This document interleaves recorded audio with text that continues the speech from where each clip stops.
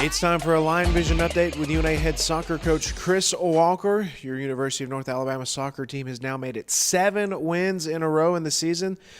Coach Walker's team improved to 6-0 in conference play over the weekend with a 1-0 win over UAH last Friday, and on Sunday a hard-fought 2-1 win over West Alabama. So going on the road, we pick up 2 more victories, and you had a couple standout players. We'll start with Beatrice Fernandez on Friday.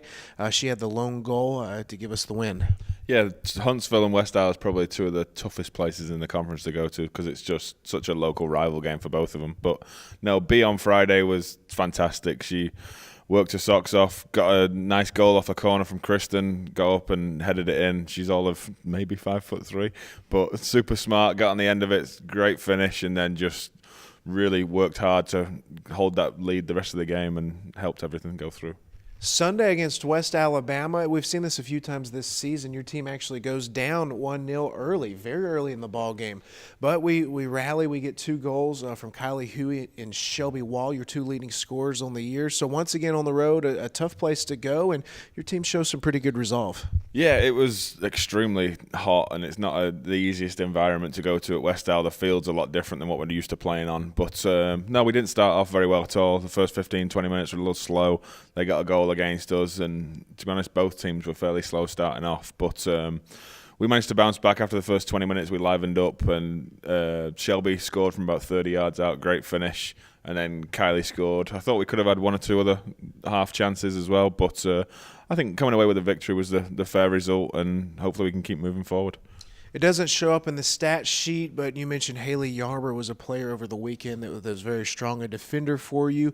What was her play like over the weekend? Oh, she's fantastic. She's very physical. Her and Paige at the back do a great job just centrally trying to close down and limit the amount of chances teams have. But no, she's super physical. At West Al, it was definitely needed because it's such a small field. The ball's constantly up in the air, and she's not afraid to put her body on the line. And she worked really hard, and we kept their chances limited in both games, and it paid off. Big news for Lion Country for the UNA soccer program, #1 ranking in the South Region poll. What an honor for your team. No, it's great. Like I said, we've not lost since the first game of the season against Nova, which was a competitive game.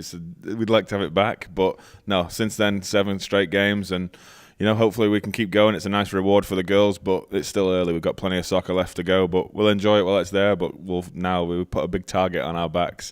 Everyone else coming after us, but we're ready and we'll defend like we can.